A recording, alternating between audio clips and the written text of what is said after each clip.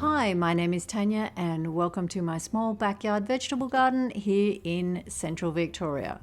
We had a very good frost this morning. I got up and took some footage as you saw. It was almost magical. So beautiful, but freezing. So here it is. It's after 3 in the afternoon and I've only just made my way out to the garden because it has been so cold and it's the sunniest time we've had all day. I thought I should come out and just get this garlic planted. I've got the crookneck garlic and get it into the ground because it's just sitting in that basket waiting since the last time. This bed is so warm. Everything that I planted in the last video is doing really well. Very happy. They have a nice warm bed to be planted into. So I'm just going to get all this garlic that is shooting into the ground, and I've cleared off the pea straw to do that so I can set it out, see where it is, get it planted into the ground, and then lightly cover with mulch. I'm hoping to have a little bit of space because I have some more miniature cabbages to put in, which I'll plant later on. But my main thing is to get this garlic planted and then get on with some jobs that are going to warm me up and get moving. And I have my thermal layers on. That is always a good start, but once you get moving in the garden, that is when you warm up. So I'm getting all of this in, and then I am going to cover it over. I'm gonna mark so where I know once everything is covered up with dirt, I'm going to put a light cover of pea straw back over it, and then I'm going to cover it with some hessian. I want it to stay nice and light so the garlic will push up through it, but I also don't want the birds kicking it everywhere. So I thought, well, some hessian over the top will protect it from that, and then I can go back over and put the heavier mulch on that little bit of room I've got there for some more cabbages beside the celery. It can go on thicker there. And I want to keep the bed nice and warm and keep it all mulched, keep that heat in there. So that was the plan.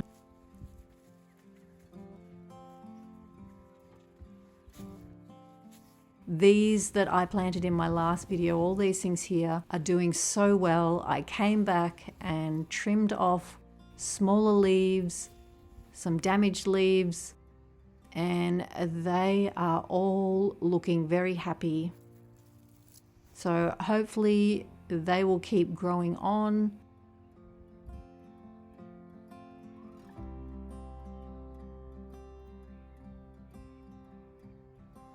Got the celery there.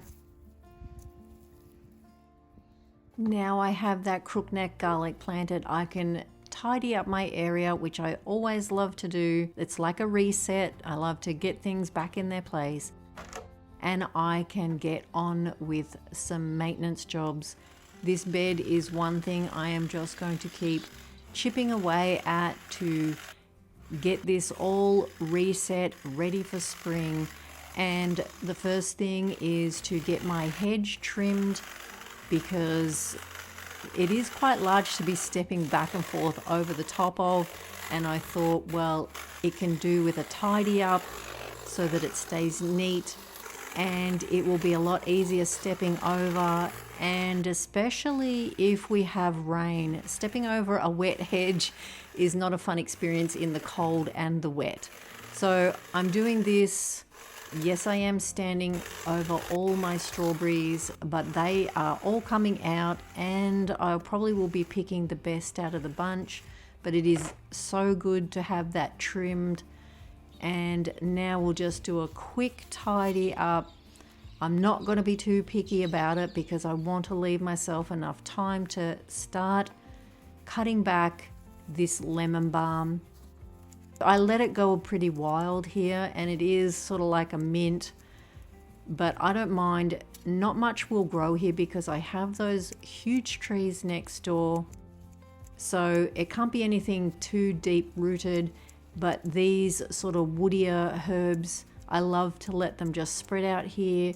I always have leeks that I leave to go to flower here. I don't pick them to eat. They just sort of self-seed each year, and I love to have those leek flowers come up there. And I've got the lemon tree there. I've got some beautiful purple sage and some oregano and a few things further on around the brick wall. But I do love getting this lemon balm cut back because once it starts to regrow in spring, I drink this tea non-stop. It is so good for you, and you can feel it's quite refreshing for spring. It's very uplifting to drink, I find myself. And it's almost like Mother Nature knows exactly what you need. Just like I crave cabbage during this autumn, winter, I crave lemon balm in spring. So we're going to get this all cut back. It does get extra nutrients from my compost bin. I just let that flow out there. There is no tap on it that's turned off or anything. They just flow out there and feed that. I love to actually just be walking all over it in the lemon scent.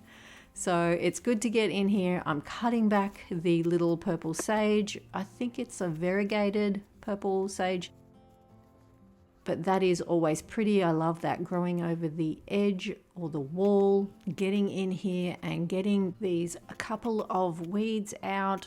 There aren't too many weeds because lemon balm makes such a great living mulch, and it keeps that soil tightly knitted together so not much grows in there. This is a good example of lemon balm and how it spreads. So don't put it anywhere that you don't want it spreading. So a good tidy up. I've got the grey plant there, which is a curry plant, and it is sort of in there with the oregano. There is also a lemon verbena, that is the taller green plant at the back, and off to the right of that I have a large pineapple sage. There's also some chives in amongst behind that, and also a lot of thyme that is just growing in amongst everything, which follows the wall all the way along under all the apple trees, right up through the strawberries. And I have some garlic still in the garden bed from a couple of years ago. It has resprouted. I'm not sure how that's going to look, but I'll wait until I get some strawberries out and just see what can be saved. I have some barrel loads of mushroom compost that was left over from the garden beds, so I may get in and put a light covering of this over all these cut back herbs. I think they'll be fine to grow up through, and it will get a bit of goodness down into the ground. I'm going to move that rhubarb, and I'm going to do something with the soil around the lemon tree. You can see it's in a little raised bed. I picked up a couple of punnets of these mini leprechaun cabbages. I've never grown them before. Let me know if you have. I'm just going to remove all the tiny little leaves and cut back some of the damaged bigger ones. They look very healthy, so hopefully they will just love being in this warm bed and really get a kick on. And I'm going to take the time to cut the leaves back now, because after last video I planted and then cut back, it is more difficult to do once I have planted. I know I was pushed for time during that planting session, but yeah, I'm taking the time to cut them back now. This will mean that this bed is pretty much planted out. I'd like to get a few flowers in there, but wait and see what I find. And other than that, it's fully planted. And now I can move on to the perennial vegetable bed and really getting that sorted out. I want to shift rhubarbs and move strawberries and prune apple trees and check and see how my asparagus is going, and just see if I do have room to put some Egyptian walking onions in there. And then I want to move on to getting my big copper pots set up ready for strawberries and lettuce and some of the things that get attacked by snails and slugs. So there is always plenty to do, and I do need to get out into my front garden, which is all perennials. So that will be another job I need to get onto. There are trees out there that need pruning. I have a beautiful large quince tree that needs manicuring this year, but for now that's thinking too far in advance, and I just want to get some protection over these little cabbages in case the birds come and be digging around them. I might just flick that bit of net over so that they get a little bit of protection from it as well. The raspberry canes have been invaluable in putting little props up around them. They have lasted really well. So it is something I am definitely going to save each year so that I can have some things to put over peas and over these smaller seedlings to help keep them upright. This is a windy end of the garden, so all these tiny top-heavy seedlings will benefit from a bit of extra support.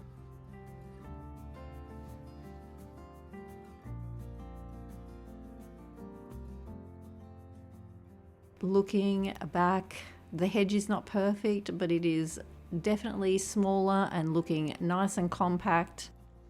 That is all cut back there around the lemon, and now it is time to put my capsicums and eggplants to bed.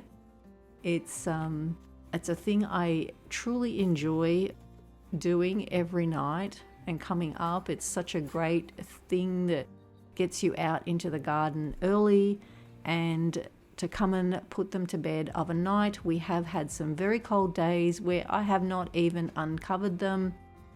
They've just stayed cozy and under there. Some of the light does come through the cream drop cloth, so they don't look any worse for it.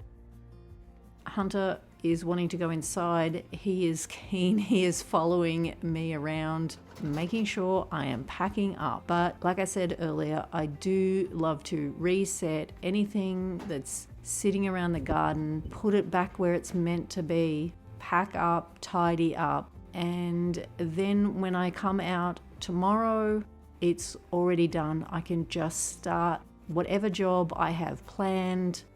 It is so much more enjoyable just taking those couple of extra minutes to get everything back where it should be.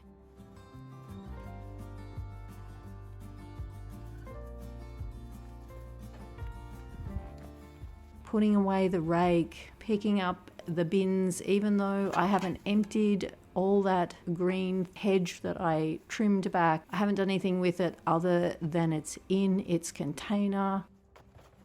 These block Hunter from entering down past the lemon tree into the perennial garden bed.